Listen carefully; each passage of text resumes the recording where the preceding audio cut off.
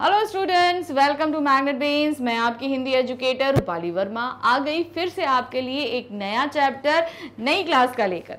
आज हमारी क्लास है 11th हिंदी कोर की हम बुक पढ़ा रहे हैं। याद रखिएगा 11th में दो हमारे सब्जेक्ट चलते हैं, यानी कि दो कोर्स चलते हैं, आपका कोर और इलेक्टिव। तो कंफ्यूज नहीं होइएगा, इन दोनों में बुक्स भी अलग अलग चलती हैं। जैसा कि आज हमने आपको बताया कि हम आपको कोर पढ़ा रहे हैं, तो जब हम कोर पढ़ा रहे हैं आपको तो इसकी बुक अलग है। इसमें हमारी 3 बुक्स चलती हैं। पहला है आरोह भाग 1, दूसरा है वितान भाग 1 और तीसरी एक बुक है अभिव्यक्ति और माध्यम, जो कोर में, इलेक्टिव में, क्लास 11th में, 12th में, इन सभी में कंबाइंड चलती है। यानी कि इस बुक के कुछ चैप्टर 11th के हैं, कुछ 12th के हैं, कुछ चैप्टर कोर इलेक्टिव दोनों के हैं और कुछ जो है कोर के हैं और कुछ सिर्फ इलेक्टिव के हैं। तो सावधानी पूर्वक पढ़िएगा, सभी कुछ उसमें दिया हुआ है और पढ़ाते समय हम आपको ये सारी चीज़ें बताते भी चलते हैं, तो कंफ्यूजिंग बिल्कुल नहीं होना चाहिए। तो जैसे हमने बताया कि हम आरोह पढ़ा रहे हैं। आरोह बुक हमारी 2 खंड में विभक्त है, गद्य खंड और काव्य खंड। आज हम करा रहे हैं काव्य खंड। काव्य खंड का हमारा दूसरा अध्याय, पहला अध्याय हमारा कबीर जी का था और दूसरा अध्याय है मीरा जी का। मीरा जी का एक पद इस पाठ में लिया गया है, वो पद है मेरे तो गुरधर गोपाल दूसरो न कोई। आप सभी को पता है कि मीराबाई श्री कृष्ण की अनन्य भक्त थी। वो यहाँ तक कि श्री कृष्ण को अपना पति तक मानती थी। उनकी भक्ति के लिए उन्होंने सब कुछ, राजपाट, घर घराना, जितने भी उनके बंधन, उन सभी को तोड़कर वो आ गई थी मंदिर में उनके वास करने के लिए। तो यहाँ पर उन्हीं की भक्ति का एक पद प्रस्तुत है। इसका हम detail explanation, NCERT solution, multiple choice question, complete chapter revision सभी कुछ करा चुके हैं। आज हम करा रहे हैं मोस्ट इंपॉर्टेंट क्वेश्चन। ध्यान रखिएगा, मोस्ट इंपॉर्टेंट क्वेश्चन आपके वर्णनात्मक प्रश्न हैं। आपसे क्वेश्चन 2 फॉर्म में पूछे जाते हैं, ऑब्जेक्टिव और सब्जेक्टिव। ऑब्जेक्टिव हमने मल्टीपल चॉइस क्वेश्चन में करा दिए हैं आपको। आज हम करा रहे हैं सब्जेक्टिव। जब हम सब्जेक्टिव करा रहे हैं, यानी कि यहाँ पर आपको हर एक प्रश्न वर्णनात्मक तौर पर देना है। तो ध्यान रखिएगा, जब वर्णनात्मक प्रश्न आते हैं तो उनमें वर्ड लिमिट्स दी रहती हैं। उन वर्ड लिमिट्स को स्ट्रिक्टली फॉलो कीजिएगा, बहुत ज़रूरी है। हर बार मैं ये चीज़ कहती हूँ। आप वैसे क्लास 10th दे चुके हैं, आपको पता होगा कि वर्ड लिमिट्स क्या होती हैं, लेकिन तब भी मैं आपसे बोलूँगी क्लास 12th में भी आपको 11th 12th में इस क्राइटेरिया को बनाकर रखना पड़ेगा, क्योंकि वर्ड लिमिट्स के कम लिखना या ज़्यादा लिखना आप क्या एक गलत इमेज एग्जामिनर के सामने प्रस्तुत करता है, जो आपके एग्ज़ाम की कॉपी को चेक करता है, और वो बिल्कुल भी खुश नहीं होगा कि आप इंस्ट्रक्शंस को फॉलो नहीं करें। ठीक है ना। और आप अगर इस चीज़ को फॉलो नहीं करते तो एक तरीके से अपना भी नुकसान कर रहे हैं, क्योंकि आप उतना टाइम वेस्ट करेंगे अगर आप ज़्यादा लिखते हैं तो, और कम लिखते हैं तो आपके मार्क्स कम आएंगे। ठीक है ना। तो बहुत सावधानी से वर्ड लिमिट्स को फॉलो कीजिएगा। 2 तरीके से प्रश्न आएंगे, लघु उत्तरीय और निबंधात्मक, दोनों तरीके से पूछे जा सकते हैं। तो ये लिमिट्स के अकॉर्डिंग ही डिसाइड रहेगा आपका। चलिए देखते हैं प्रश्न संख्या पहला है, छाड़ी दई कुल की कहानी कहा करे कोई। प्रस्तुत पंक्ति में मीरा का क्या तात्पर्य है। उन्होंने बोला, जैसे कि मैंने बताया कि मीरा जी ने श्री कृष्ण को ही अपना पति मान लिया था और वो सब कुछ छोड़ चुकी थी, अपना घर परिवार, जितने रहते रिश्तेदार, सब कुछ छोड़ दिया था। तो वही चीज़ उन्होंने दी, छाड़ दई कुल की कहानी, अर्थात उन्होंने कुल अर्थात अपने परिवार की लोग लाज सब कुछ छोड़ दिया है। कहा करी कोई, कोई कुछ भी कहा करे। अब किसके लिए उन्होंने छोड़ा? श्री कृष्ण की भक्ति के लिए उन्होंने इसका परित्याग किया। प्रस्तुत पंक्ति में कवित्री मीरा का तात्पर्य यह है कि उन्होंने श्री कृष्ण को अपने पति के रूप में स्वीकार कर लिया। इसके लिए उन्होंने अपने कुल अर्थात परिवार की मान मर्यादा, सम्मान इत्यादि को त्याग दिया है। अब उन्हें कोई कुछ भी कहे, उन्हें किसी की परवाह नहीं है, अर्थात उन्हें तो केवल श्री कृष्ण की भक्ति में लीन रहना है। कहने का तात्पर्य है कि एक स्त्री अगर कोई कार्य करती है, हम कह रहे स्त्री नहीं, घर का कोई भी सदस्य अगर कुछ गलत करता है तो पूरा संपूर्ण परिवार या संपूर्ण कुल का जो है वो बदनामी होती है। तो अब अब हम उस समय जाएं जब मीरा थी, तो उस समय जो है एक स्त्री के लिए अपने परिवार को छोड़कर रात दिन जो है वो साधु संतों के साथ बैठना, मंदिर में जो है सिर्फ श्री कृष्ण की गीतों को गाना, ये सब चीज़ें बहुत गलत मानी जाती थी। अब उस समय उन्होंने क्या किया, सब कुछ छोड़कर वो आ गई। अब जब उन्होंने ये सब कुछ छोड़ा तो भाई जात बिरादरी के लोग बहुत कुछ कहने लगे कि भाई ऐसा करती है, वैसा करती है, पूरा कुल का नाश कर रही है, सब कुछ ऐसे बहुत। तो वही चीज़ उन्होंने बोला कि उन्होंने सब कुछ छोड़ दिया और ये अब लोग कुछ भी कहते रहे, उन्हें इसका कोई फर्क नहीं पड़ता, क्योंकि उन्होंने अपने आप को पूर्ण रूप से श्री कृष्ण के कदमों में समर्पित कर दिया है। प्रश्न संख्या 2 है, मीरा ने किसे आनंद फल कहा और इसकी प्राप्ति कैसे हुई? अब आनंद फल किसको कह रही है और इसकी प्राप्ति किस तरीके से हो रही है? मीरा ने कृष्ण भक्ति को आनंद का फल कहा है। अर्थात अब देखिए, हमें अगर किसी चीज़ में मज़ा आता है, हमें बड़ा अच्छा लगता है। अब मान लीजिए किसी को गेम्स खेलने में मज़ा आता है, किसी को म्यूज़िक सुनने में बड़ा मज़ा आता है, किसी को पेंटिंग करने में मज़ा आता है, किसी को रीडिंग में मज़ा आता है, किसी को खाने में मज़ा आता है, किसी को बनाने में मज़ा आता है। तो हर किसी इंसान का एक ऐसा फेवरेट प्लेस ऐसा होता है जो वो जब वो काम करे ना तो उसे एकदम सुकून मिलता है, जैसे लगता है कि वो संसार में सबसे हैप्पी पर्सन है। तो उसी तरह मीरा जी को सबसे ज़्यादा सुकून किस में मिलता था? श्री कृष्ण की भक्ति में मिलता था, इसीलिए उसे उन्होंने आनंद फल कहा है। फल का तात्पर्य होता है, एक तो फल, आप तो फ्रूट खाते हो, जैसे आपका हो गया आम, पपीता, तरबूज, खरबूज, ककड़ी, ये सारी चीज़ें जो हैं ये फलों में आ जाती हैं, ठीक है। लेकिन यहाँ पर हम उस फल यानी फ्रूट्स की बात नहीं कर रहे हैं, हम यहाँ फल की बात कर रहे हैं एक ऐसा कार्य जिसको करने पर कोई नतीजा मिलता है। फल एक क्या है? श्रुति सम भिन्नार्थक शब्द है, यानी कि आपका कहते हैं अनेकार्थी शब्द है, एक ही शब्द के कई अर्थ होंगे। तो एक फल तो होता है खाने वाला फल, एक फल होता है नतीजा या परिणाम। तो यहाँ पर दूसरे का मतलब है दूसरा फल यानी कि नतीजा या परिणाम, अर्थात इस काम को करने से आनंद रूपी फल यानी आनंद का परिणाम प्राप्त होता है, उन्हें बहुत खुशी या प्रसन्नता प्राप्त होती है। उन्होंने विरह की अग्नि में जलकर अपने विरह के अश्रुओं से भक्ति की प्रेम बेल सींच सींच कर बोई थी। अब इसका क्या तात्पर्य है? अब जब हम कोई भी बेल, अर्थात अब बेल तो बहुत सारी होती है ना, बेल का तात्पर्य मानते हो ना कि जो क्रीपर्स होते हैं, जो चढ़ते हैं, ठीक है। अब उनको हमने जब बोया तो उस बेल को फलने के लिए पानी की ज़रूरत होती है। तो यहाँ पर उन्होंने अपनी भक्ति रूपी जो बेल थी उसको बोई, अर्थात उन्होंने भक्ति करनी शुरू करी। अब उस बेल को बढ़ाना था उन्हें भक्ति को, तो अब चूंकि श्री कृष्ण को वो अपना पति मानती थी तो उनसे दूर थी तो उन्हें तकलीफ थी तो उनकी आंखों से आंसू निकले। उस आंसुओं से उन्होंने उस भक्ति को सींचा, यानी कि उस भक्ति को किया। आज वो बहुत बड़ी हो गई है, अब उसके बड़े हो जाने के बाद उसमें से फल लगे, अर्थात जब बेल बड़ी हो जाती है तो उसमें फ्रूट्स, जो भी फ्रूट लगते हैं, जैसे ग्रेप्स का फल बढ़ गए तो उसमें ग्रेप्स लगते हैं ना, तो उसी तरीके से अब उस भक्ति रूपी बेल में क्या है? आनंद रूपी फल लग रहे हैं, अर्थात अब भक्ति करने में उन्हें बहुत सुख की प्राप्ति हो रही है। उस बेल के बढ़ने पर अर्थात कृष्ण की भक्ति हृदय में स्थायी हो जाने पर उन्हें आनंद फल की प्राप्ति हो रही है। कोई भी चीज़ जब हमारे स्थायी हो जाती है तो आनंद, जब उन्हें भक्ति करने में बहुत ही ज़्यादा अब सुख का आनंद आने लगा है। प्रश्न संख्या 3 है, घृत और छोई शब्दों से किस ओर संकेत किया गया है? घृत का मतलब तो आप जानते हो घी, और छोई का तात्पर्य होता है छाछ। छाछ का मतलब आप समझते हो ना कि जब आपने देखा होगा माता यशोदा ऐसे से करके छाछ करती रहती थी, तो क्या होता था, जो दूध है उससे मक्खन निकल के ऊपर आ जाता था। अब उसको गर्म किया, वो तो क्या हो गया, वो घृत अर्थात घी हो गया, उसको पिघला लो और घी बन जाएगा वो। उसके बाद नीचे जो चीज़ें बचती थी मक्खन के, वो छाछ होती थी, उसको पिया जा सकता है। आप चीनी डाल के, नमक और जीरा पाउडर डाल के आप उसको पी सकते हो, ठीक है। तो यहाँ पर क्या है, साधारण अर्थ में घृत अर्थात घी है तथा छोई अर्थात छाछ से पर्याय है। ये तो हम अपने प्रैक्टिकल रूप में जो उसका शाब्दिक अर्थ लेते हैं वो है, परंतु अपने पद में मीरा ने घृत के माध्यम से कृष्ण भक्ति का महत्व उजागर किया है और सांसारिकता को छाछ के समान व्यर्थ कहा है।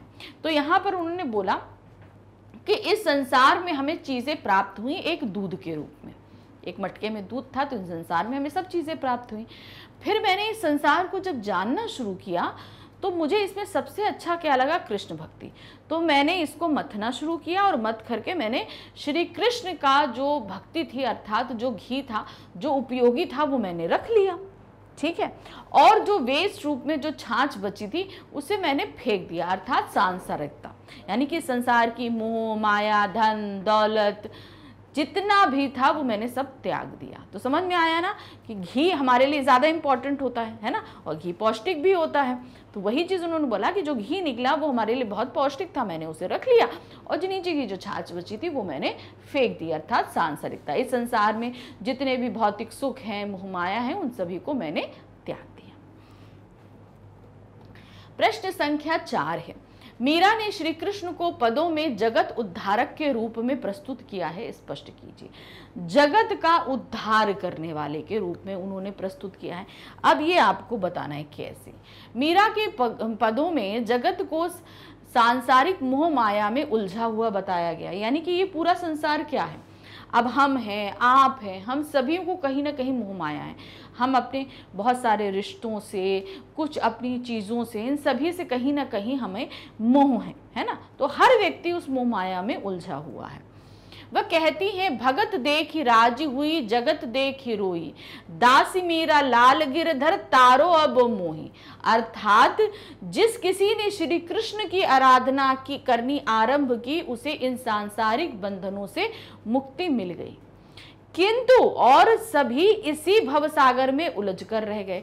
तो तात्पर्य क्या था, भगत देखी राजी हुई, यानी कि जो लोग भगत होते हैं, श्री कृष्ण के जो भक्त होते हैं वो बहुत सुख की प्राप्ति करते हैं। जगत देखी रोई, और जब मैं इस संसार को देखती हूँ तो रोती हूँ, अर्थात बड़ा दुख होता है कि ये लोग किन मोह माया में उलझे हुए हैं। जब मैं भक्ति करते हुए लोगों को देखती हूँ तो खुश होते हैं कि उन्होंने जो चीज़ प्राप्त करी है वो बहुत अच्छी है। और जब हम बाकी जगत को देखते हैं तो हम क्या देखते हैं कि वो लोग बहुत गलत चीज़ों में उलझे हुए हैं, तो उनको देखकर मुझे दुख प्राप्त होता है, अर्थात रोती हूँ।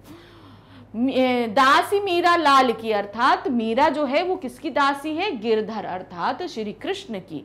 तारो अब मोही, तो वो गिरधर जी से क्या कहते हैं, मुझे इस संसार से तार लो, अर्थात इस संसार की मोह माया से दूर कर कर अपने पास ले लो।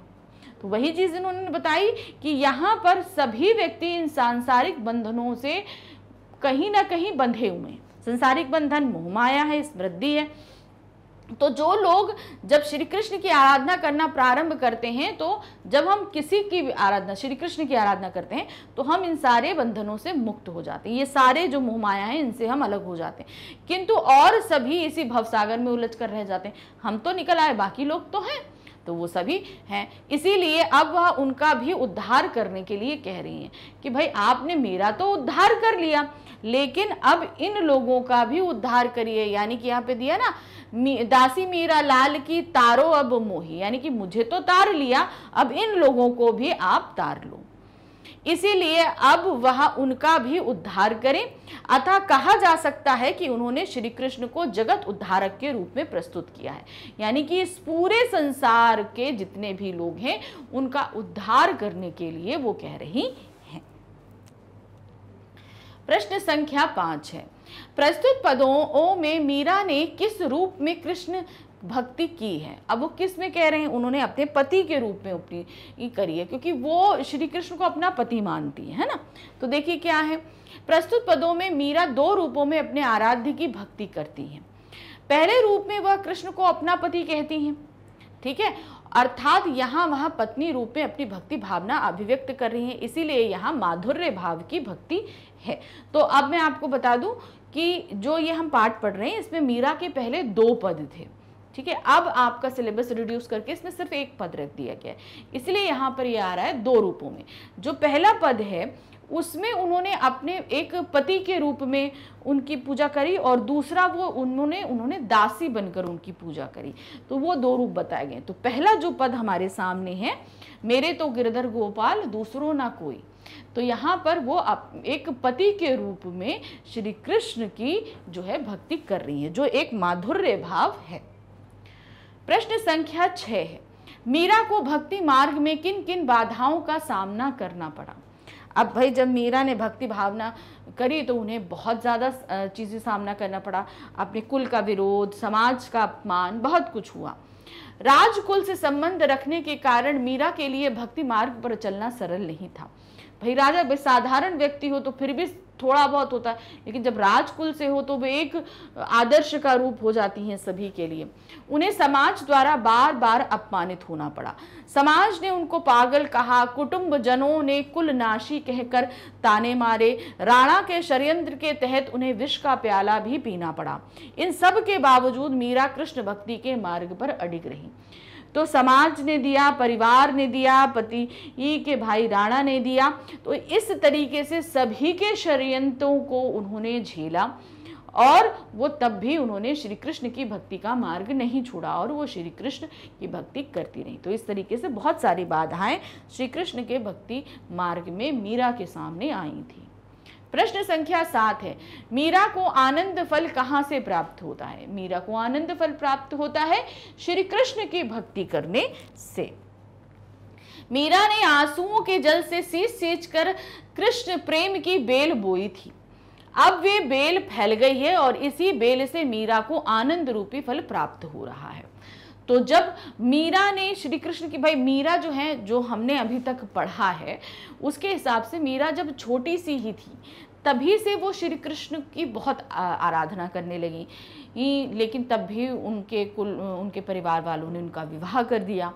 अब विवाह करने के बाद पति के घर आ गई, लेकिन तभी उन्होंने भक्ति नहीं छोड़ी क्योंकि वो उनकी बहुत अनन्य भक्त थी। ये बात लोगों को अखरती ज़रूर थी, लेकिन तब भी ठीक है, चल जाता है, भगवान है, पूजा करनी चाहिए, इस तहत लोगों ने उनकी पूजा करने दी। लेकिन जब पति की मृत्यु हो गई तो उन्होंने सब कुछ छोड़ दिया, घर परिवार सब कुछ छोड़कर वो कहाँ आ गई? मंदिर में रहने लगी, भक्तों के साथ, साधु संतों के साथ बैठने लगी। ये बात जो है पूरे परिवार को, लोगों को, सबको अच्छी नहीं लगी थी, है ना।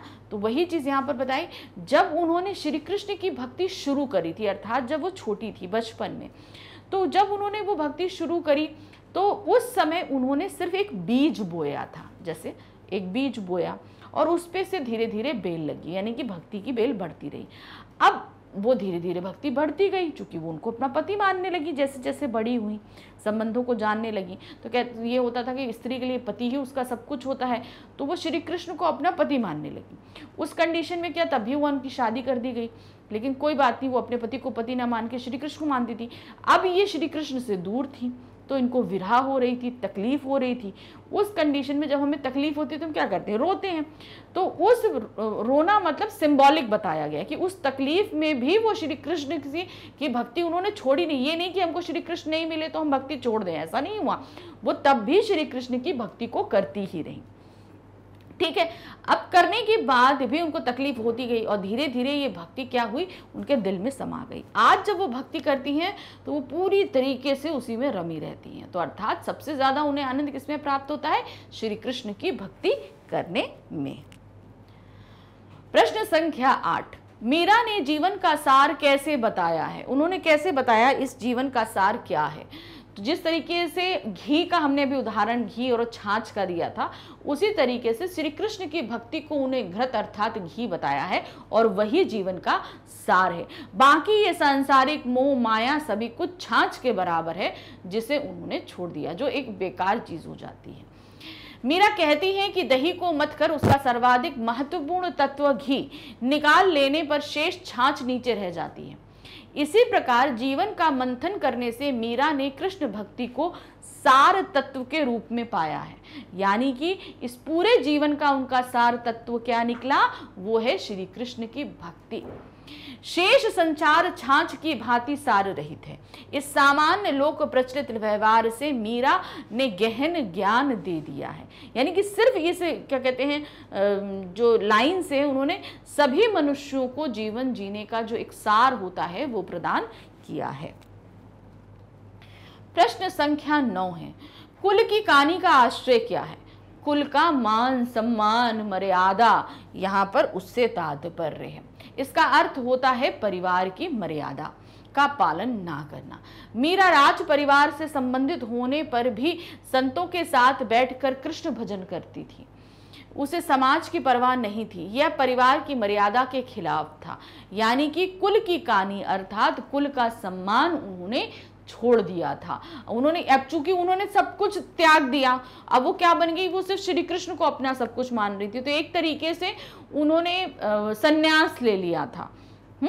तो अब जब हम संन्यास ले लेते हैं तो सारे सांसारिक मोह माया जितना होता है सब कुछ छूट जाता है। अब उनका मान सम्मान उन सभी चीज़ों से हमारा कोई मतलब नहीं है। तो उसी तरीके से जब वो भक्तों के साथ बैठने लगी तो उन्होंने कहा कि मैंने परिवार की मान मर्यादा सब कुछ छोड़ दी, मैं ऐसा अब हो गई हूँ कि मैं उनकी किसी भी मान मर्यादा को नहीं मानती हूँ। प्रश्न संख्या 10 है, श्री कृष्ण के प्रति मीरा की प्रेम भक्ति को अपने शब्दों में लिखिए। अब ये पूरा हमने पद पढ़ा, इसमें हमने देखा कि मीरा जो है वो श्री कृष्ण की किस तरीके से भक्ति करती थी, आपने पढ़ा। अब इसको आपको अपने शब्दों में करके लिखना है, जो सारी चीज़ें हमने पढ़ी हैं। अब देखिए, जब हम अपने शब्दों में लिखने की बात आती है ना, तो अब ये नहीं है, वो तो हमारा एक काव्य है, ठीक है ना, हमें काव्य को ट्रांसलेट करके नहीं लिखना है। अब आपने उसमें क्या क्या चीज़ें समझी हैं उसको आपको यहाँ पर देना है।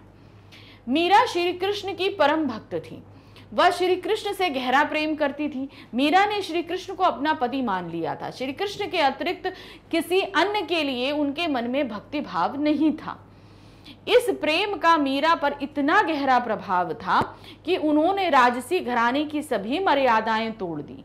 वह साधुओं के साथ बैठती थी और श्री कृष्ण की मूर्ति के सामने मंदिर में सार्वजनिक नृत्य करती थी। तो अब देखिए यहाँ पर क्या है, वो पूरी तरीके से सब कुछ इस संसार में हर एक चीज भूल चुकी थी। वो उनके लिए जो है संसार में क्या था, सिर्फ वो थी और श्री कृष्ण थे, बस और कुछ नहीं था। कोई क्या कहता है क्या करता है उन्हें किसी चीज से कोई मतलब नहीं था। तो अब वो जो कुछ भी कर रही थी वो किसके लिए कर रही थी, श्री कृष्ण के लिए कर रही थी। तो जब मीरा थी ना, तो उस समय क्या होता था, पति को ही सब कुछ माना जाता था। तो उस कंडीशन में क्या था, इसीलिए उन्होंने श्री कृष्ण को अपना पति मान लिया था कि मेरे लिए मेरे तो सिर्फ पति ही और कोई भी कुछ नहीं है। तो उस कंडीशन में ही उनको बोला गया कि उनका साधु संतों के साथ बैठना, सबके सामने नाचना, सिर्फ श्री कृष्ण की बड़ाई करना, सब कुछ जो है उन्होंने सिर्फ श्री कृष्ण के लिए किया हुआ था। तो एक तरीके से वो उनकी अनन्य या परम भक्त थी। वे लोगों की निंदा स्तुति से परे हो चुकी थी। अपने प्रेम में श्री कृष्ण के प्रति विरह के क्षण भी मीरा ने भोगे थे। यानी कि एक ऐसा क्षण भी था, विरह का क्षण का मतलब ये होता है, अभी इसको बताइए, कि जब उनका विवाह राणा जी से कर दिया गया तो उस कंडीशन में भाई ये बोला गया कि तुम्हें अपना ज़्यादा सा समय अपने पति के साथ, उसके घर परिवार के साथ बिताना है। तो उन्हें श्री कृष्ण की भक्ति करने से रोका गया था। तो वो उनके लिए विरह का क्षण था, है ना, कि मतलब आपको अपने कृष्ण को छोड़ना है, बाकी सांसारिक चीज़ों पर ध्यान देना है, ये चीज़ हुई थी। तो वो उनके लिए विरह का समय था। उस समय उनके नेत्रों से बहने वाले आंसुओं से सिंचित होकर उनकी प्रेम लता खूब पल्लवित और पुष्पित हुई। तो उस विरह के कारण जो है उनके मन में भक्ति और भी ज्यादा बढ़ती गई थी। अब तो इस प्रेम में मीरा को आनंद आने लगा है, यानी कि अब बहुत अच्छा लगता है उस भक्ति में उनको। जिस प्रकार दही को विलोकर मक्खन प्राप्त किया जाता है और उसी प्रकार लगन द्वारा मीरा ने संसार के सार तत्व यानी कि श्री कृष्ण की भक्ति को पा लिया है। मीरा को विश्वास था कि श्री कृष्ण ही भवसागर से उनका उद्धार करेंगे। तो यहाँ पर हमने अपने शब्दों में ये चीज बताई कि श्री कृष्ण की भक्ति ही श्री मीरा के लिए सब कुछ था, यही संसार का सार था उनके लिए। प्रश्न संख्या 11 है, मीरा ने श्री कृष्ण को अपना पति क्यों मान लिया था? आखिर वो पति क्यों माना उन्होंने? भाई वो अगर भगवान भी मान सकती थी, लेकिन सिर्फ पति ही क्यों माना? मीरा का कृष्ण की भक्ति में आकर्षण बचपन से ही था। जैसे मैंने बताया कि जैसे जो मैंने पढ़ा है और जाना है, वो जब वो छोटी थी तब से ही वो श्री कृष्ण के प्रति आसक्त हो गई थी, वो उन्हीं की भक्ति में लग गई थी। जब वह 4 वर्ष की थी तभी उनकी माता चल बसी थी। पिता युद्धों में फंसे रहते थे। मीरा को बचपन में माता पिता का प्यार नहीं मिला। 18 वर्ष की अवस्था में मीरा का विवाह हुआ, किंतु 1 वर्ष पश्चात ही उनके प्रति भोजराज भी चल बसे। माता पिता और पति के प्रेम के अभाव को मीरा ने श्री कृष्ण के आध्यात्मिक प्रेम से भरा। अब भाई बचपन से लेकर जब माता पिता का नहीं रहा तो उस प्रेम को उन्होंने श्री कृष्ण में तलाशा, तब से रहा। फिर उसके बाद भाई बड़ी हुई तो विवाह हुआ, पति भी 1 साल में छोड़कर चले गए। भाई किसी भी इंसान को जीवित रहने के लिए किसी का भी तो सहारा चाहिए होता है। तो वो सहारा उन्होंने प्रेम, जो से प्रेम है, सहारा है, स्नेह है, जो कुछ भी आप कहेंगे, वो श्री कृष्ण में ही उन्होंने ढूंढा। बचपन का श्री कृष्ण के प्रति आकर्षण अब प्रेम में बदल चुका था। मीरा ने मान लिया था कि मोर मुकुट धारण करने वाले श्री कृष्ण ही उनके पति हैं। जो बचपन में वो एक आकर्षण श्री कृष्ण के लिए था कि ये एक प्रभु हैं जिनकी आराधना करने से उन्हें सुख प्राप्त होता है, जैसे जैसे बड़ी हुई उन्होंने प्रेम को जाना और वो प्रेम उनके जीवन में सिर्फ श्री कृष्ण के रूप में आया, तो इसलिए उन्होंने उन्हीं को अपना पति मान लिया। सांसारिक प्रेम की कमी को मीरा ने श्री कृष्ण के अलौकिक आध्यात्मिक प्रेम से पूरा करने का प्रयास किया। वह पूरी तरह उनके प्रति समर्पित हो गई। लोक लाज छोड़कर, संसार की निंदा की परवाह ना करके वह कृष्ण की ही हो गई। यानी कि उन्होंने ये नहीं बोला कि कोई क्या कहेगा, मैं किसी से क्या मतलब, उन्हें किसी से कोई मतलब नहीं था। वो सिर्फ और सिर्फ किसकी हो गई थी? वो सिर्फ श्री कृष्ण की हो गई थी, इसीलिए उनकी भक्ति पर ही वो पूरी तरीके से निर्भर थे। लोक लाज छोड़, संसार की निंदा की परवाह ना करके वह श्री कृष्ण की ही हो गई। श्री कृष्ण के अतिरिक्त किसी अन्य के साथ मीरा अपना प्रेम बांट नहीं सकती थी, क्योंकि आप कहते ना, हम बचपन से जिसके करीब होते हैं उसको हम अपनी हर एक चीज बताते हैं। तो मीरा के लिए बचपन से कोई नहीं था, माता नहीं थी, पिता नहीं थे, कोई नहीं था, तो उनके लिए सबसे प्रिय कौन थे? सिर्फ कृष्ण थे। तो वो कृष्ण की भक्ति में ही ऐसे लीन हो गई, उन्हीं को अपना सब कुछ मान बैठी। और इसीलिए जब वो बड़ी हुई और प्रेम को समझा तो जो है श्री कृष्ण को ही उन्होंने पति भी मान लिया।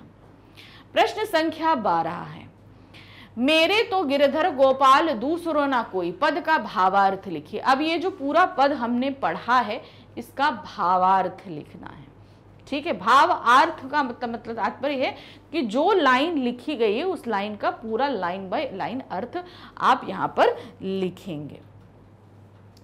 मोर मुकुटधारी श्री कृष्ण को मीरा ने अपना पति मान लिया। मेरे तो गिरधर गोपाल दूसरो ना कोई, जाके माथ मोर मुकुट मेरो पति सोई। तो यही चीज हुआ, वह उनके अतिरिक्त किसी अन्य को प्रेम नहीं करती थी। अपने इस गंभीर प्रेम के लिए वह सब कुछ सहन करने को तैयार थी। राज परिवार की मर्यादा जाए या रहे, परंतु मीरा का अलौकिक प्रेम अटल था। अब वो चूंकि राज परिवार से थी, अब राज परिवार का मान सम्मान तो बहुत होता है, किसी ने भी कुछ कहा तो पूरा संसार कहने लगता है। तो इस तरीके से वो क्या आ गई थी, वो भक्तों के साथ बैठने लगी थी। तो वही चीज उन्होंने बोला कि कोई कुछ भी कहे, कि किसी की मान मर्यादा से मुझे कोई फर्क नहीं पड़ता, मैं तो सिर्फ श्री कृष्ण की भक्ति करूंगी। उनको किसी की निंदा की परवाह भी नहीं थी, यानी कि किसी की बुराई करने का उनको कोई भी असर नहीं था। साधु संग मीरा को प्रिय था। साधु संग यानी कि जो साधु कौन? वो जो श्री कृष्ण की भक्ति में थे, यानी कि उनके भक्त थे, उनके साथ बैठना उनको बड़ा अच्छा लगता था, क्योंकि वो लोग भी श्री कृष्ण के गुणगान किया करते थे, इसलिए मीरा को उनके साथ बैठना अच्छा लगता था। लोक लाज इसमें बाधक नहीं थी, यानी कि लोक लाज यानी कि लोगों से जो लज्जा होती है, यानी जैसे हम लोग होते हैं ना, मानी कि कोई क्या कहेगा, क्या सोचेगा, उससे उन्हें कोई भी फर्क नहीं पड़ता था। वो तो सिर्फ श्री कृष्ण की भक्ति करना चाहती थी और उसी में वो मगन रहती थी। श्री कृष्ण के प्रेम में मीरा की आंखों से बहने वाले आंसू उसके प्रेम को और मजबूत बनाते थे, यानी कि उनकी जो विरह रूपी जो आंसू निकलते थे वो उनकी प्रेम भक्ति को और अधिक बढ़ा देते थे। इस अलौकिक प्रेम से मीरा आनंदित हो उठती थी। मीरा ने श्री कृष्ण के प्रेम को उसी प्रकार बहुमूल्य मान लिया था जिस प्रकार दही मत कर निकाला गया घी या मक्खन मूल्यवान होता है। संसार के दिखावटी सुख मीरा के लिए छाछ के समान सारहीन थे। अर्थात जो कहते हैं ना कि सजना सवरना, ऐशो आराम, लोगों से मोह माया, ये सभी उनके लिए बेकार थी। उनके लिए सबसे अच्छा क्या था? वो था श्री कृष्ण की भक्ति। मीरा को कृष्ण की भक्ति से प्रसन्नता मिलती थी। सांसारिक प्रपंच उनको कष्ट देते थे। मीरा स्वयं को अपने गिरधर की दासी मानते हुए उनसे अपने उद्धार की प्रार्थना करती हैं। दासी गिरधर लाल की तारो मोहे अब। तो यानी कि वो अपने आप को पूरी तरीके से क्या मानती थी? श्री कृष्ण को अपना पति और अपने आप को उनकी दासी मानकर पूजा करा करती थी। प्रश्न संख्या 13 है, कुल की कहानी और लोक लाज से मीरा का क्या आश्रय है। अब कुल की कहानी और लोक लाज से मीरा का आश्रय क्या है ये आपको बताएं, इसका क्या मतलब होता है। तो कुल की कहानी का तात्पर्य तो आपको बता दिया है, कुल की कहानी का तात्पर्य होता है परिवार की मर्यादा, सम्मान, ठीक है। और लोक लाज यानी कि लोगों के सामने आकर जो कोई कृत्य करते हैं उसके संबंध में हमें जो लज्जा आती है उससे तात्पर्य होता है। समाज और परिवार में कुछ मर्यादाएं होती हैं, कुछ निषेध होते हैं, यानी कि किसी चीज़ की रोक टोक होती है और परिवार के लोगों से आशा की जाती है कि वे उसका पालन करें। जैसे हम लोग के घर में भी, आप लोगों के घर में भी नियम है कि भाई सुबह जल्दी उठना है, इतने टाइम तक कोई कहीं पे भी आप लोग जाओगे आपको वापस आना है, आपको ऐसा काम नहीं करना है। कुछ नियम, कुछ रूल्स एंड रेगुलेशन होते हैं सभी परिवार के। तो अब चूंकि मीरा तो राजघराने से थी, उनके पास कुछ रिस्ट्रिक्शंस ज़्यादा थे और उनको उम्मीद भी थी कि भाई अगर राजघराने के ये सारे नियम कायदे हैं तो आपको मानने पड़ेंगे, उनका पालन करेंगे। परिवार की मर्यादा कभी कभी व्यक्ति की स्वतंत्रता को बाधित करती है। कभी कभी होता है, जैसे मीरा के साथ था, अब मीरा को सुख प्राप्त हो रहा है श्री कृष्ण की भक्ति में, अब उनके सुख में जो क्या था, परिवार की ये सारी मर्यादाएं उनको बाधित कर रही थी। इसके लिए सामाजिक दंड भी निर्धारित होते हैं। अगर हम कुछ ऐसा काम करते हैं तो समाज निर्धारित जैसे क्या होता है समाज में, क्या होता है, एक स्त्री के लिए उसका पति सब कुछ होता है, वो अपने पति, अब अगर वो अपने पति को छोड़कर किसी और के साथ संबंध रखती है तो ये गलत है। इससे समाज की मर्यादा तो खंडित होती ही है, साथ में परिवार की भी होती है। तो अब ऐसी स्त्री के लिए क्या होता है, समाज उसे दंड देता है, अर्थात समाज उसे गंदी निगाह से देखता है कि भाई ये गलत स्त्री है। ऐसा होता है ना भाई, कुछ हर चीज़ के अपने एक नियम होते हैं, तो उसी तरीके से यहाँ पर भी था, समाज उसको दंडित करता है। यह आवश्यक नहीं है कि ये मर्यादाएं और निषेध उचित ही हों। अब यहाँ पर मीरा के साथ क्या था, मीरा जी के अपने एक पति थे, उनकी मृत्यु हो गई। अब लेकिन वो क्या है, वो किसी और को अपना पति मानने लगी, लेकिन वो पति मनुष्य रूप में नहीं है, ठीक है, समझिए, वो पति मनुष्य रूप में नहीं है, वो ईश्वर को मान रहे हैं पति। जैसे जी आपके जो नन्स होती हैं वो क्या है, जीसस क्राइस्ट को जो है वो प्रभु मानती हैं, है ना, वो सिंबॉलिक रूप है, वो एक सिंबॉलिक रूप है कि वो मेरे पति हैं।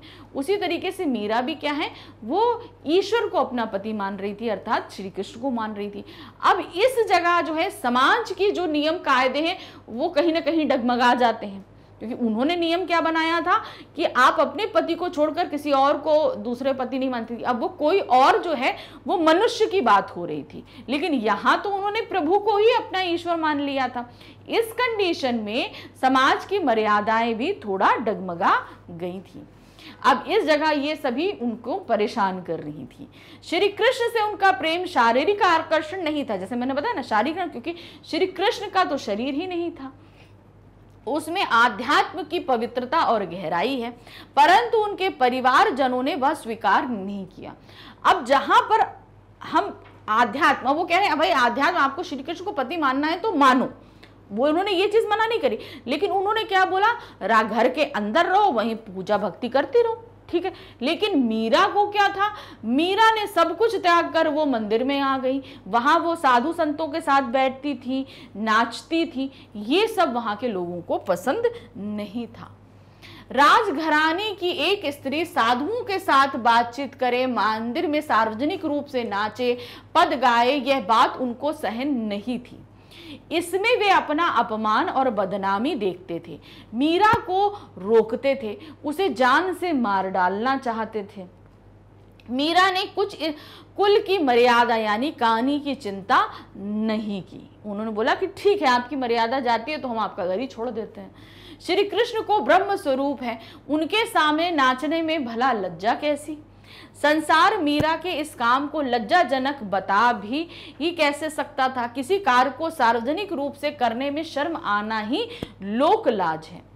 साधारण स्त्री पुरुषों का शर्म आती भी है, परंतु मीरा तो साधारण नहीं है और ना उनका कृष्ण प्रेम ही ऐसा कार्य है कि वह लज्जित हो।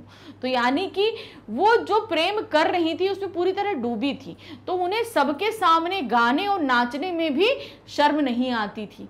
हमें होता है ना कि हमें और लोगों की फिक्र होती है, तो हमको ये लगता है कि अरे यार इनके सामने नाचेंगे कैसा लगेगा, लेकिन यहाँ तो श्री कृष्ण मीरा जी ने सब कुछ छोड़ दिया था, वो साधारण स्त्री तो अब नहीं रह गई थी क्योंकि श्री कृष्ण से प्रेम कर रही थी।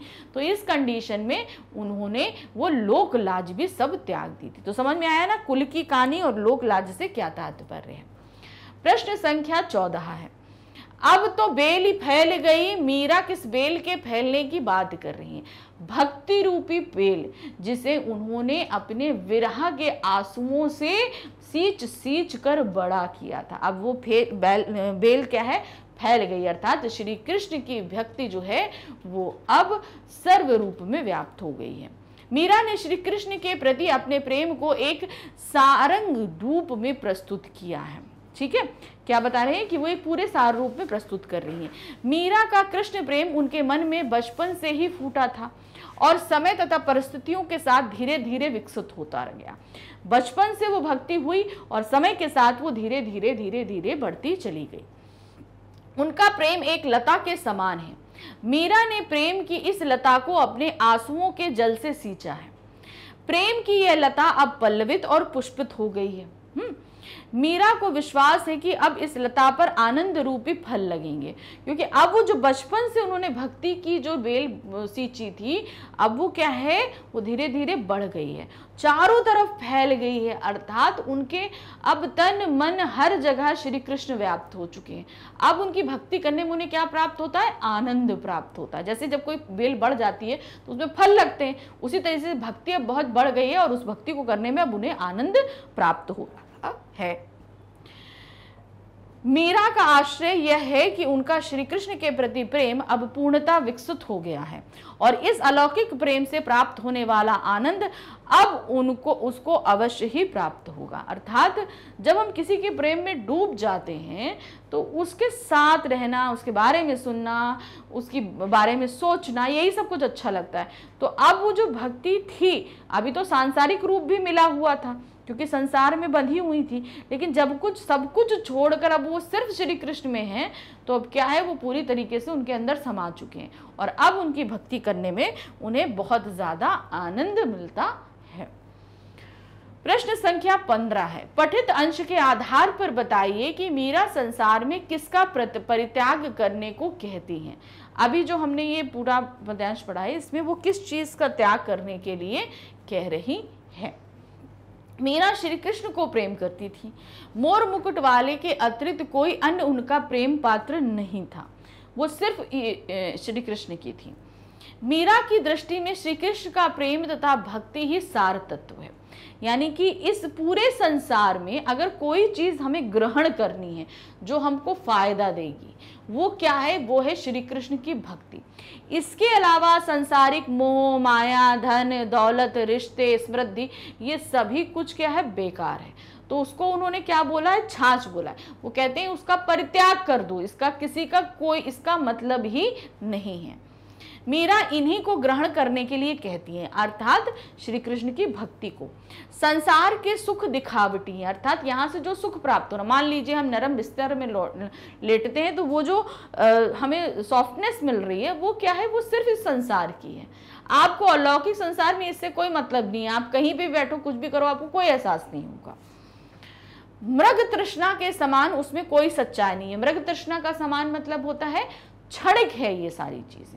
जैसे जो मृग तृष्णा अगर शाब्दिक करें तो हिरण की जो प्यास है वो मृग तृष्णा है, अर्थात जो कभी भी ये शांत नहीं हो सकती, हमें कभी भी इससे कभी भी कोई सुख प्राप्त नहीं होगा। दही को मथने से उसमें से लाभप्रद मक्खन निकलता है तथा लोग मक्खन लेकर शेष बची छाछ को बेकार मानकर छोड़ देते हैं। अब इन्होंने इसको हमारे सांसारिक जीवन की प्रैक्टिकलिटीज पर व्यक्त किया। उन्होंने बताया कि जब हमारे पास में जो है दही होता है या दूध होता है, जब उसको हम मथते हैं तो मथने पे क्या होता है? दही को जब हम मथते हैं तो मक्खन सारा ऊपर आ गया, मक्खन हमने निकाल लिया, वो तो सबसे बड़ा अच्छा होता है, पौष्टिक होता है हम लोग सबको, और उसके नीचे जो बचता है वो हमारे लिए बेकार होता है, हम निकाल कर फेंक देते हैं। तो वही चीज़ उन्होंने बोला कि इस संसार में श्री कृष्ण की भक्ति उस मक्खन के समान है जो हमारे लिए बहुत उपयोगी है, और बाकी बचा हुई जो छाछ है वो हमारे लिए किसी भी काम की नहीं है। मीरा का मानना है कि श्री कृष्ण की भक्ति और प्रेम ही हितकर है। यही जीवन का सार है। संसारी जन इस बात को समझते ही नहीं है। उनको तो दुनियादारी ही सुख देती है। क्या देती है? दुनियादारी सुख देती है। संसार के सुख बनावटी और अस्थायी हैं। संसार की वस्तुएं सच्चा सुख नहीं दे सकती। मीरा इस प्रकार की छाछ के समान सारहीन वस्तुओं को त्यागने का उपदेश देती है, क्योंकि उससे सच्चा सुख नहीं मिलता। तो मतलब हम जो ये सांसारिक चीज़ों का जितना भी भोग करते हैं, हमें बड़ी अच्छी लगती हैं, सब कुछ है, अब क्या एक्चुअल में होता है, ये सारी चीज़ें हमारे लिए किसी भी काम की नहीं है। क्यों? क्योंकि भाई ये हमें इस संसार तक तो सुख देंगी, लेकिन जब हम इस संसार से दूसरे संसार में जाएंगे तो हमारे लिए वो किसी सुख की नहीं है। तो उन्होंने क्या बोला कि श्री कृष्ण की जो भक्ति है वो हमें इस संसार में भी सुख देगी और परलोक में भी सुख को प्रदान करेगी। इसलिए हमें इस तरीके की सुख समृद्धि सांसारिक सुखों का परित्याग कर देना चाहिए। प्रश्न संख्या 16 है, आपकी दृष्टि से मीरा का व्यक्तित्व कैसा था? अब मीरा का एक, जैसे हम जानते हैं ना, किसी व्यक्ति के बारे में पढ़ते हैं या सुनते हैं तो हमारी नज़र में उस व्यक्ति का अपना एक कैरेक्टर जो है वो बन जाता है ना। तो आपको यहाँ पर क्या पूछा गया, आपकी दृष्टि में मीरा का व्यक्तित्व कैसा था? ये क्वेश्चन हो सकता है, या ये क्वेश्चन भी पूछा जा सकता है कि मीरा की चारित्रिक विशेषताओं को आप बताइए। तो देखिए उनका कैरेक्टर कैसे बताया गया। मीरा का समय निषेधों और प्रतिबंधों का था, यानी कि जिस समय मीरा थी उस समय समाज में बहुत सारे चीज़ों की मनाही थी और बहुत सारी चीज़ों का प्रतिबंध भी था, खास तौर से स्त्रियों के लिए।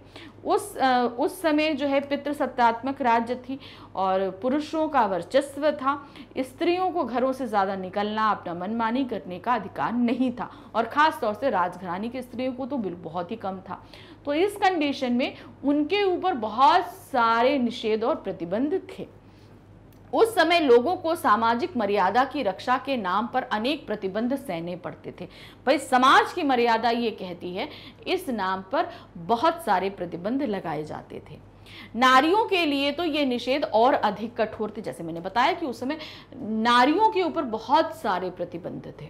यद्यपि मीरा का कृष्ण प्रेम पवित्र था, परंतु समाज और परिवार के लोग उनको ऐसा करना देना नहीं चाहते थे। अब देखिए क्या होता है कि उन्होंने, भाई पवित्र था क्योंकि वो एक शारीरिक रूप को प्रेम का आकर्षण नहीं था, कोई एक ऐसा आकर्षण, शरीर का आकर्षण नहीं था जिसे वो प्रेम करती। उन्होंने तो ईश्वर से प्रेम किया था। लेकिन तब भी क्या होता है, जब हम ईश्वर की चलो आराधना करते हैं, लेकिन अब आप राजमहल में रहो, बाहर नहीं निकलो, किसी से मिलो नहीं, तो अब वो जो प्रतिबंध थे वो उनको परेशान करते थे। इसलिए उन्होंने सब कुछ छोड़ दिया। इस कारण से उनके ऊपर और ज्यादा प्रतिबंध लगाए गए थे। वो सही था कि भाई ईश्वर से प्रेम करना तो सभी का हक बनता है, क्योंकि वो पवित्र प्रेम है। मीरा का व्यक्तित्व दृढ़ता और आत्मविश्वास से युक्त था। उन्हें पूरी तरीके से अपने ऊपर विश्वास था कि श्री कृष्ण ही मेरे हैं, और इस बात पे वो अडिग थी। मीरा ने लोकलाज तथा कुल की मर्यादा के नाम पर लगाए गए प्रतिबंधों का दृढ़ता से विरोध किया। भाई पूरे उनके पास विश्वास था, इसलिए उन्होंने उसका पूरा विरोध किया। मंदिर में नाचने, पद गाने तथा साधु संग करने से उन्हें रोकना मीरा को स्वीकार नहीं हुआ। भाई परिवार के लोग कहते थे कि ठीक है भक्ति करनी घर पर करो, लेकिन वो क्या था, वो मंदिर में जाती थी, नाचती थी, वहाँ श्री कृष्ण के पदों को गाती थी, साधुओं के संग बैठती थी। ये सब चीज़ें परिवार वालों को पसंद नहीं थी।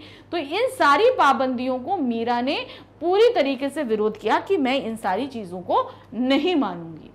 वे निर्भीक होकर अपने विश्वास के अनुसार चलती रही। उन्हें विश्वास था श्री कृष्ण के ऊपर और वो उसकी भक्ति करती रही। उस समय पर्दा प्रथा प्रचलित थी, यानी कि स्त्रियों को पर्दे के अंदर रहना होता था, परंतु मीरा ने इसका पालन कभी नहीं किया। वह साधुओं के साथ रहती थी। महापुरुषों का साथ सत्संग व्यक्ति को ज्ञान संपन्न बनाता है और ज्ञान से ही मुक्ति प्राप्त होती है। तो अब वो साधुओं के संग बैठती थी, तो ये चीज़ें लोगों को पसंद नहीं आती थी। इस कारण मीरा साधु संगति करती रही। मीरा अपनी मान्यताओं पर दृढ़ रहती थी। कोई निंदा या स्तुति उनको डिगा नहीं सकती थी, यानी कि कोई अगर उनकी बुराई करे, हो तुम साधु के संग बैठती हो, एक स्त्री होकर आदमियों के संग ऐसे करके बैठ के उनके गाने गाती हो, उनके सामने नाचती हो, तो कोई कुछ कहे उन्हें उस चीज़ से कोई मतलब नहीं था। वह अपने विश्वास के अनुरूप दृढ़ता के साथ आचरण करती थी, मजबूती के साथ जो है वो उनको जो चीज उनको विश्वास है कि श्री कृष्ण पे विश्वास है तो पूरी तरीके से मजबूती से वो डिगी रहती, किसी कहने से वो उनको बदलती नहीं थी। इस तरह उस रूढ़िग्रस्त समाज में मीरा का अवतरण नारी मुक्ति की दिशा में पहला कदम था। तो मीरा ने जो ये विरोध किया, ठीक है, विरोध किया कि ठीक है समाज ने जो मर्यादाएं बनाई हैं हम उनका पालन नहीं करेंगे, तो एक तरीके से उन्होंने नारी को सोचने पर मजबूर किया कि उनको जिस प्रतिबंधों और जिन निषेधों में रखा जा रहा है, क्या नारी अपने मन की नहीं कर पा रही है, क्या वो अपनी स्वतंत्रता के लिए कुछ नहीं कर सकती। तो इस तरीके से मीरा के द्वारा उठाया गया ये कदम वो नारी मुक्ति का पहला कदम था। प्रश्न संख्या 17 है, मीरा की कविता की विशेषताओं का संक्षिप्त परिचय दीजिए। अब मीरा जी जो है वो जो गाती थी उन सभी को उन्होंने लिखा नहीं, उसे जो लिखा वो नरोत्तम दास जी ने था। अब उनकी जो कविताएं या जो पद उन्होंने गाए हैं, उनके जितने भी हैं वो सभी गेय पद्धति में, यानी कि सब गीत में हैं, पद हैं वो। तो उनकी जो विशेषताएं हैं वो आपको यहाँ पर लिखनी है। मीरा की कविता में प्रेम और विरह की हृदय स्पर्शी व्यंजना है। भाई प्रेम भी है और श्री कृष्ण से विरह भी है, दोनों ही है। उसमें सादगी तथा वह बनावट से दूर है उसमें बहुत ज्यादा सादगी है, आर्टिफिशियल चीज नहीं है। मीरा की कविता पे सूफियों का प्रभाव भी दिखाई देता है। अब चूंकि वो साधु संग वगैरह बैठती थी, सूफियों संग बैठती थी, तो उसका प्रभाव उनको देखने को मिलता है। उनकी कविता की प्रमुख विशेषताएं निम्नलिखित हैं। पहला है माधुर्य भाव की भक्ति है। क्या है? माधुर्य भाव की भक्ति है। मीरा श्री कृष्ण के प्रति माधुर्य भाव की भक्ति रखती है। मीरा ने माना है कि श्री कृष्ण ही उनके पति हैं। वह श्री कृष्ण से मधुर मिलन के आनंद तथा उनके विरह पीड़ा को गहराई से अनुभव करती है। अब माधुर्य भाव का मतलब क्या? माधुर यानी कि मधु, यानी कि स्वीटनेस जो होती है।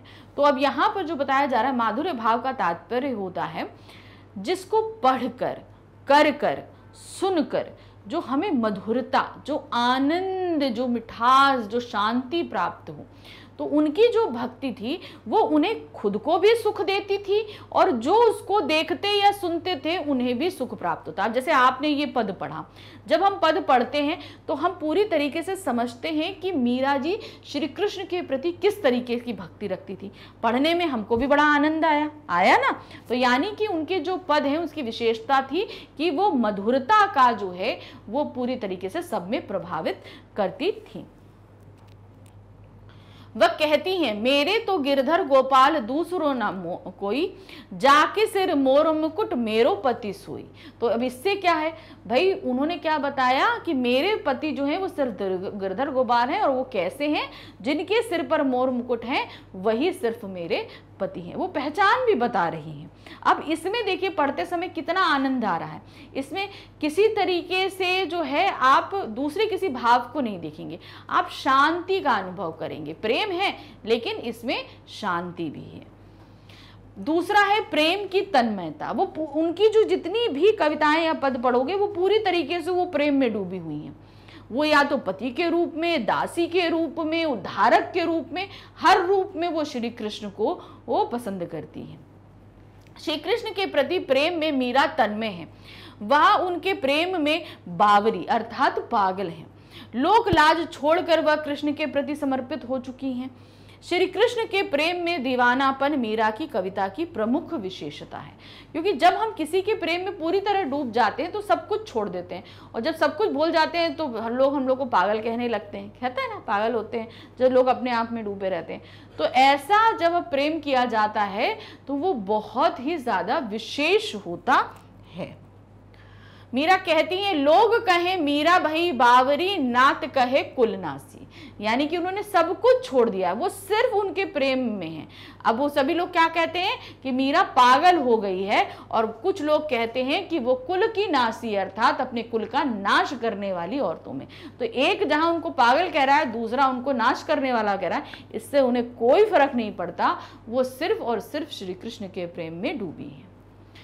तीसरा है पीड़ा की गहनता। अब उनको श्री कृष्ण को पाने की एक तड़प है।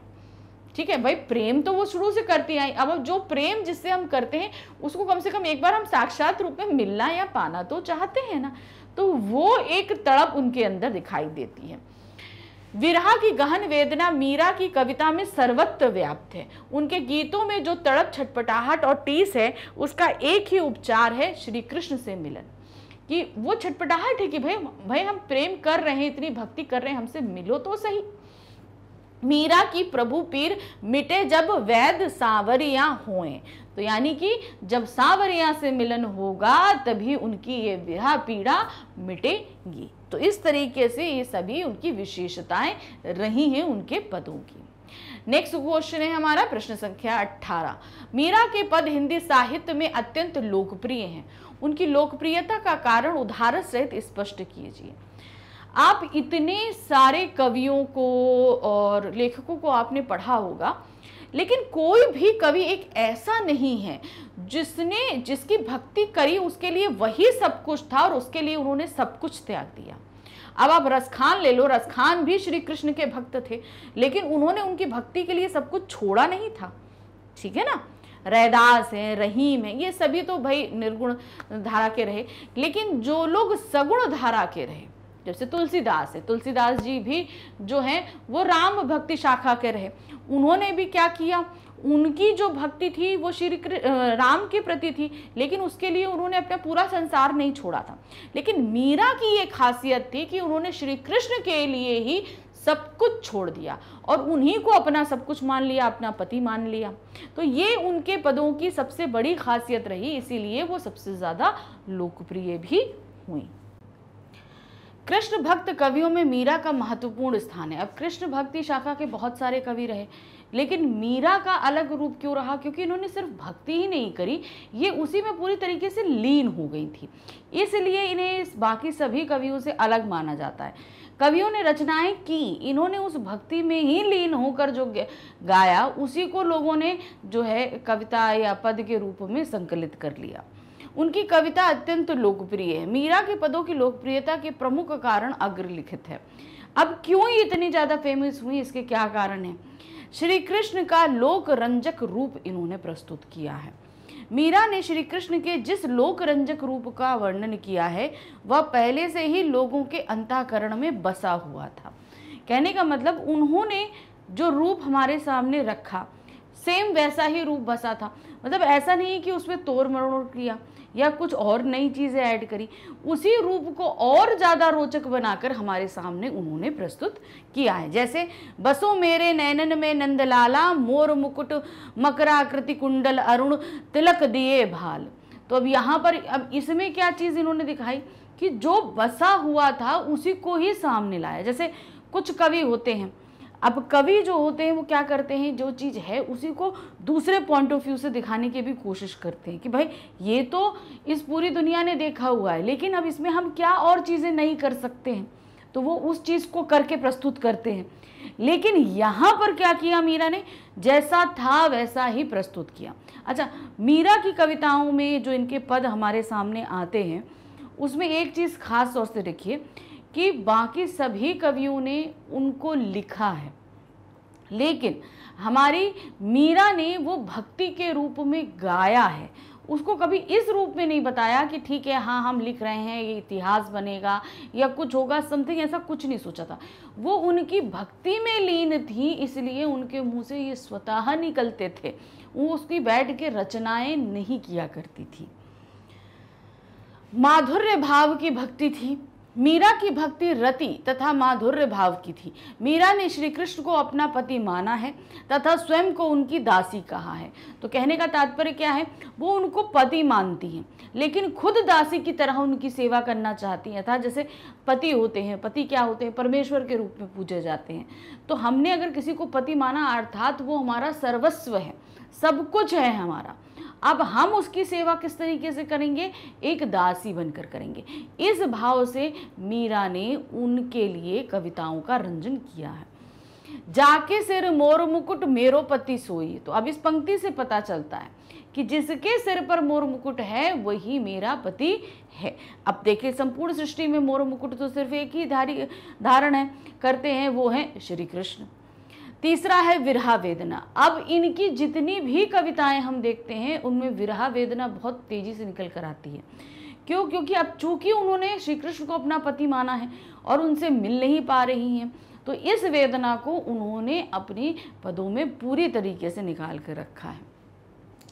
मीरा श्री कृष्ण की चिर विरहणी है, उनके विरह में गहन पीड़ा, वेदना तथा टीस है। विरह के दर्द से व्याकुल मीरा वन वन भटकती हैं, परंतु कोई वैद्य उनका उपचार नहीं कर पाता है।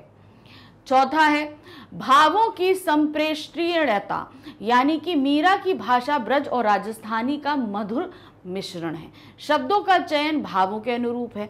अब जो है ना, जो भाव निकल कर आ रहे हैं, जैसे हमारे अंदर कोई भाव है तो जाहिर सी बात है जो मेरी प्रिय लैंग्वेज है मैं उसमें उस चीज़ को बयां कर दूंगी। यही चीज़ किसके साथ? मीरा जी के साथ हुई। मीरा जी खुद एक राजस्थानी पृष्ठभूमि से थी, लेकिन श्री कृष्ण ब्रजभूमि से थे, इसलिए उन दोनों का ही मिश्रण जो है उनकी कविताओं में देखने को हमको मिलता है। क्योंकि खुद राजस्थानी और श्री कृष्ण ब्रज से ताल्लुक रखते हुए उनकी भाषा में वो ब्रज भाषा भी दिखती है। पांचवा है गीत काव्य। मीरा के मुक्तक गेय पदों में काव्य रचना की है। उनके पदों में ध्वन्यात्मकता तथा संगीतात्मकता है। उनके पद लोक संगीत तथा शास्त्रीय संगीत दोनों में लोकप्रिय हैं। अब क्या है देखिए ध्यान से कि जो उन्होंने रचनाएं की वो सभी गेय पद हैं, अर्थात उनको गाया जा सकता है, उनमें लय है, संगीत है, सभी कुछ है। तो इसलिए जो है ना उन्होंने बोला ना ध्वन्यात्मकता, यानी कि ध्वनि है, संगीत है, इसलिए वो सिर्फ लोकगीतों में ही प्रचलित नहीं हुए। भाई पहले तो क्या होता था, अब मीरा मान लो अगर मंदिर में गा रही हैं तो वहाँ बहुत सारे लोग साधु संत बैठे हुए हैं, उन्होंने मीरा के पदों को सुना, उन्हें बड़े अच्छे लगे, उन्होंने अपने में बसा लिया। अब उसी को वो जगह जगह गाते हुए जाते थे, तो वो फेमस हो, हर जगह प्रचलित हो गए उनके गीत, इसलिए वो लोकगीतों में भी आ गए। और बाद में जब शास्त्रीय संगीत हुआ तो शास्त्रीय संगीत में भी इसका विलय किया गया। अब कैसे क्या है, दूध की मथनिया बड़े प्रेम से विलोई, दधी मती घृत काढ़ी लियो डारी दही छोड़ी। तो ये देखिए यहाँ पर क्या है, आप देख रहे हैं कि इसमें भी आपके स्थानीय भाषा सारी देखने को मिल रही है। आज भी मीरा के पद भक्ति संगीत में अपना विशेष स्थान रखते हैं। आप कहीं पर भी चले जाइए, अगर श्री कृष्ण जी के ऊपर कहीं पे भी गीत चलेंगे तो उसमें मीरा का कोई ना कोई गीत अवश्य आएगा। ये एक लिखा हुआ है, क्योंकि उनके गीतों के बगैर श्री कृष्ण की भक्ति पूर्ण हो ही नहीं सकती है। ये चीज़ हमने पाई है, हम कहीं पे भी जाएं ये चीज़ हमें देखने को मिलती है। प्रश्न संख्या 19 है, मेरो तो गिरधर गोपाल दूसरो न कोई, पद के काव्य सौंदर्य पर संक्षिप्त टिप्पणी कीजिए। अब हमें इसका काव्य सौंदर्य निकालना है, तो ये पूरे पद का होगा, जो एक पद दिया है पूरा पद हमें बताना है, इस पद का हमें काव्य सौंदर्य निकालना है, अर्थात हम इसका जो है भाव पक्ष भी देंगे और कला पक्ष भी देंगे। अब ये एक चीज़ हम आपको बता दें, ये क्वेश्चन अगर आपसे लघुत्तरी में पूछा जाता है बिना हेडिंग के, इस तरीके से आप एक पैरा में दोनों चीज़ें लिख कर दे दोगे। अगर ये दीर्घ उत्तरीय में आता है तो इसको आप क्या करोगे, इसे आप इसका कला पक्ष अलग रखोगे और भाव पक्ष अलग रखोगे, ये ध्यान रखना। तो जब हम अलग अलग हेडिंग में करेंगे तो इनकी वर्ड लिमिट अपने आप बढ़ जाएगी। मेरो तो गिरधर गोपाल दूसरो ना कोई पद में श्री कृष्ण के प्रति मीरा का अनन्य प्रेम व्यंजित हुआ है। वह अपने प्रियतम से के प्रति पूर्णतः समर्पित हैं। इसमें वियोग श्रृंगार रस है। अब वियोग श्रृंगार रस क्यों है, देखिए श्रृंगार रस जो होता है इसका बेसिकली आप समझो, इसका जो स्थायी भाव है ये वो रति है। अब श्रृंगार रस जो है वो प्रेमी प्रेमिका या नायक नायिका के बीच होने वाले प्रेम का जहाँ प्रदर्शित किया जाता है वहाँ श्रृंगार रस होता है। अब अगर वो प्रेम में मिलन है, प्यार है, ये सब कुछ है, नोक झोंक है, तो ये सभी क्या है आपका संयोग, क्योंकि जब वो दोनों मिले हुए हैं तब वो प्यार हो रहा है, तो इसलिए वहाँ पर संयोग श्रृंगार रस होता है। लेकिन जब नायक नायिका या प्रेमी प्रेमिका बिछड़ जाते हैं और बिछड़ने का जहाँ कहीं वर्णन होता है, दुख होता है बिछड़ने का, तकलीफ को बयां किया जाता है, तो वहाँ पे विरह आपका वियोग श्रृंगार रस होता है, क्योंकि वहां विरह वर्णन किया जा रहा है, बिछड़ने का वर्णन किया जा रहा है। तो ये क्या हुआ, वियोग श्रृंगार रस।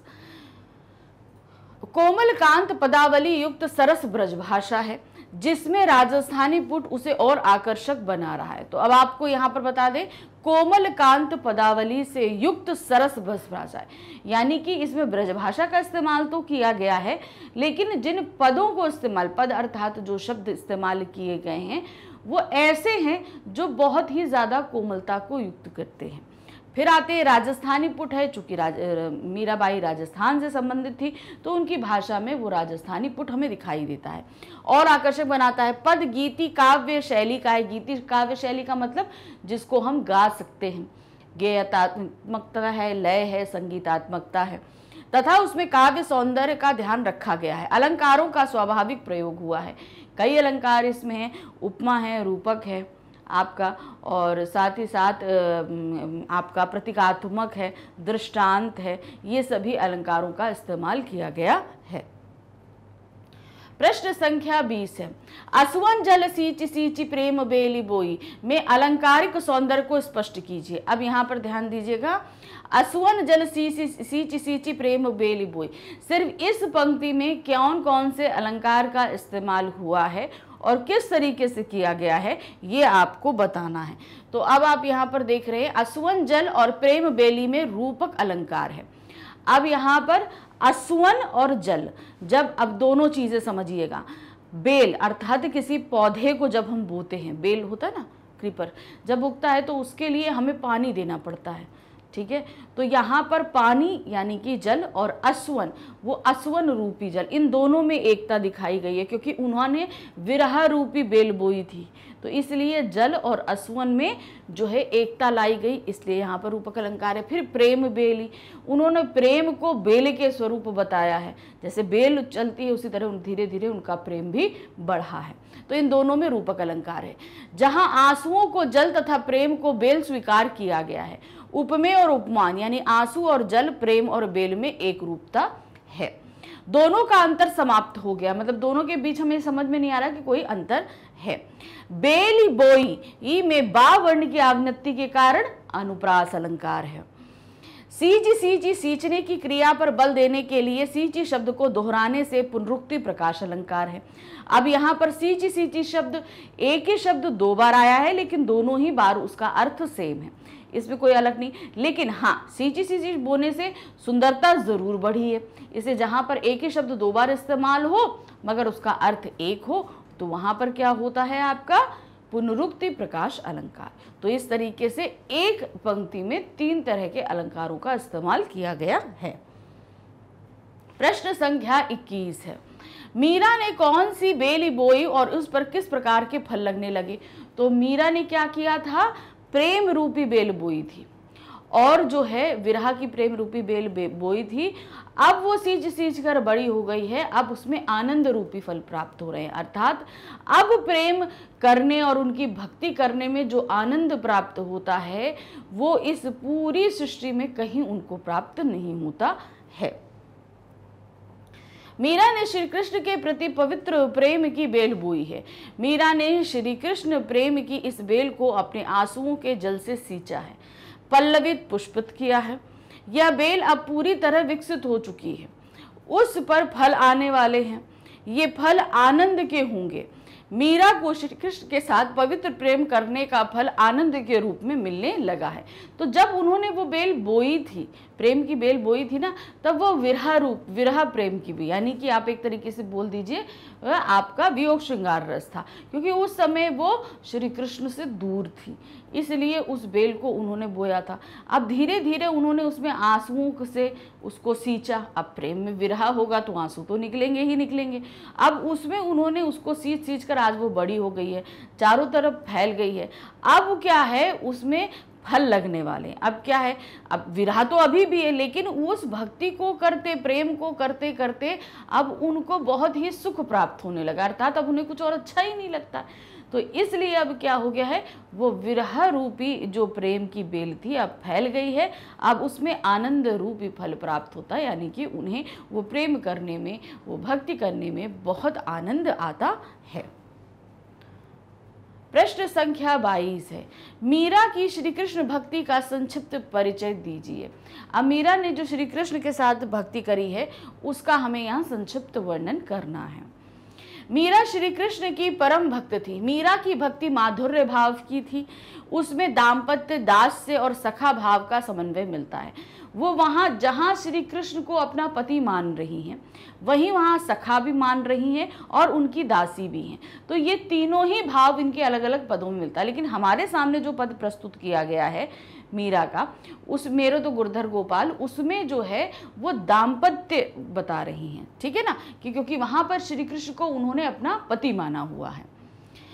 मीरा ने मोर मुकुट धारण करने वाले श्री कृष्ण को अपना पति माना है, वही उन्होंने दासी मीरा लाल गिरधर कहकर स्वयं को श्री कृष्ण की दासी भी स्वीकार किया है।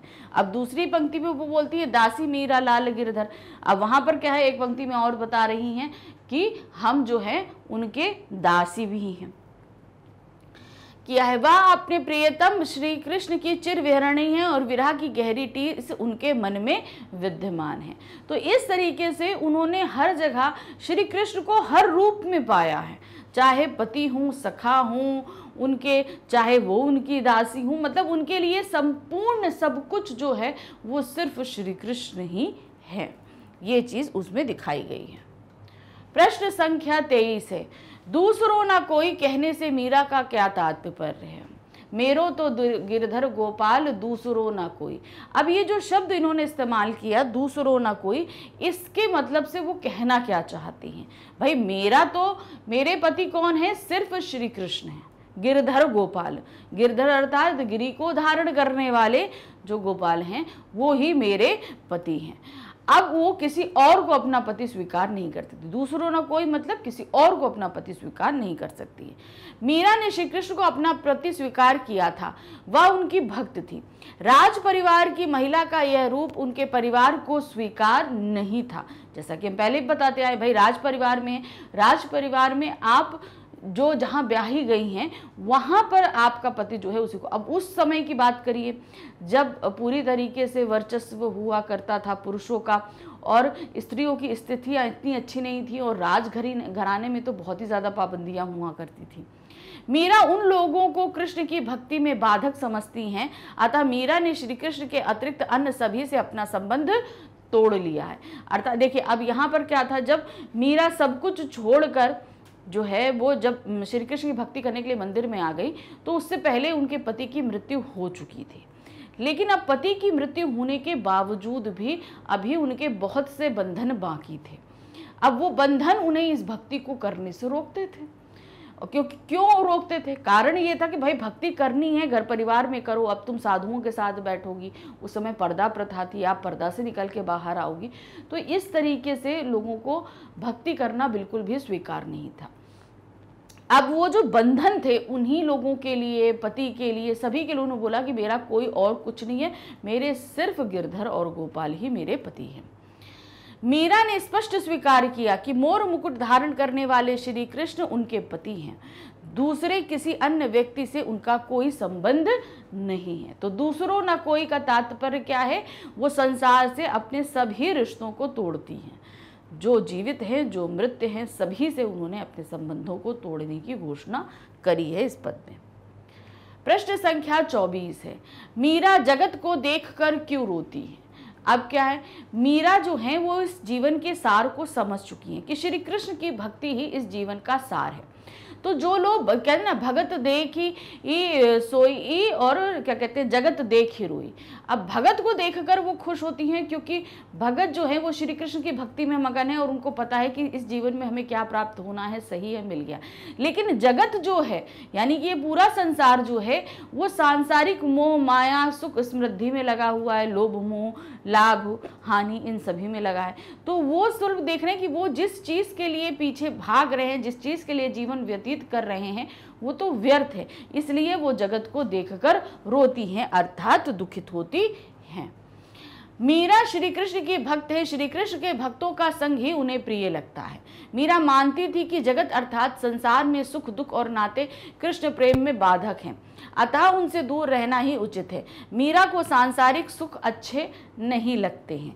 अब उसी के लिए उन्होंने बोला जो ये सांसारिक सुख जो उन्हें अच्छे नहीं लग रहे हैं, उन्हीं के लिए ये बोला गया है कि मीरा उन सांसारिक सुखों के कारण भागते हुए लोगों को जगत में देखकर रोती हैं, अर्थात दुखित होती हैं, क्योंकि उनके हिसाब से श्री कृष्ण की भक्ति ही सब कुछ है।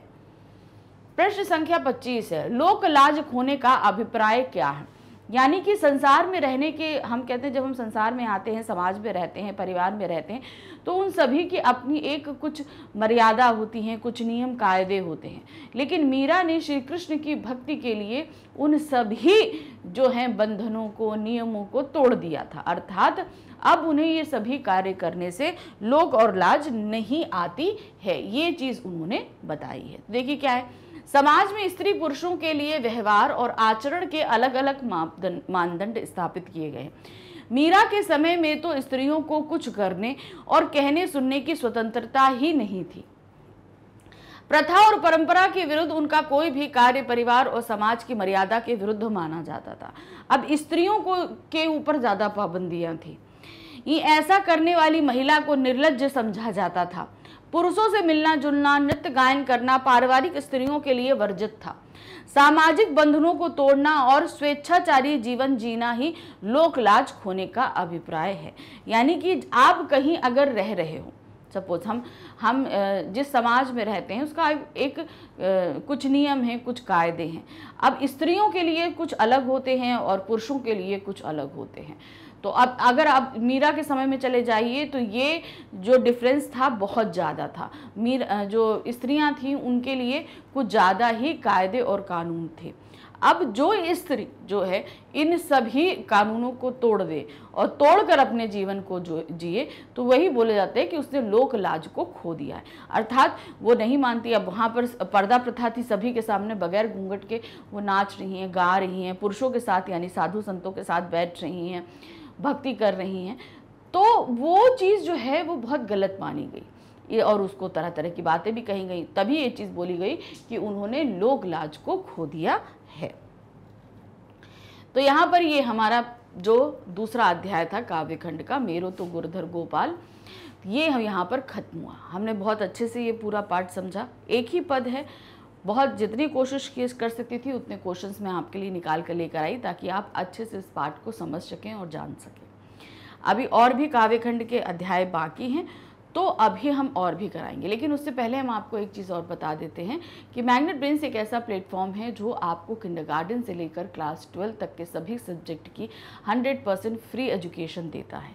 ये जितनी भी फ्री एजुकेशन आपको वीडियोस के थ्रू दी जाती है, ये वीडियोस आपको यूट्यूब पे, हमारी वेबसाइट magnetbrains.com पे और हमारे ऐप यानी कि जिसे आप प्ले स्टोर से डाउनलोड कर सकते हैं पे पा सकते हैं। तीनों में से किसी भी जगह भी जाएंगे आपको फ्री वीडियो ही मिलेंगे। इसके लिए आपको किसी भी तरह का कोई पेमेंट, कोई पैकेज या कोई कूपन लेने की ज़रूरत नहीं है। आप किसी भी क्लास में हैं, किसी भी सब्जेक्ट में हैं, जितने चाहें उतने वीडियो देखिए, जितनी बार देखना है उतनी बार देखिए। लेकिन ऑनलाइन पढ़ाई करते समय हमको बहुत सारी परेशानियां आती हैं, हमारा बहुत सारा समय वेस्ट होता है सही टॉपिक्स को ढूंढने, सही चैप्टर को ढूंढने में। तो यहाँ पर आपको बिल्कुल भी फिक्रमंद होने की ज़रूरत नहीं है। बस आपको करना क्या है, आपको आना है हमारी वेबसाइट और ऐप पर। यहाँ पर हमने आपके लिए हर एक चीज़ सिस्टमेटिक ढंग से अरेंज करी है ताकि आप बेफिक्र होकर अच्छे से पढ़ सकें, कोई भी परेशानी नहीं हो। आप एक चैप्टर से दूसरे चैप्टर में हैं या एक सब्जेक्ट से दूसरे सब्जेक्ट में या एक टॉपिक से दूसरे टॉपिक में जाने पे आपका बिल्कुल भी समय बर्बाद नहीं होगा। यहाँ पर आकर सबसे पहले आपको अपना मीडियम सेलेक्ट करना है, उसके बाद आपको अपनी क्लास के बाद सब्जेक्ट, बुक और बुक के बाद चैप्टर। जैसे ही हम चैप्टर सेलेक्ट करते हैं तो चैप्टर के अंदर हमने हर चैप्टर को कई पैटर्न्स में आपके लिए बताया है सॉरी। तो ये जो बताया है हमने, इसमें detail explanation, NCERT solution, complete chapter revision, multiple choice question, most important question, ये सारे ही पैटर्न हमने आपको क्लियर किए हैं और सभी कुछ निःशुल्क। तो इसी तरह पढ़ते रहिए, मिलेंगे नेक्स्ट वीडियो में। Thank you for watching, bye bye.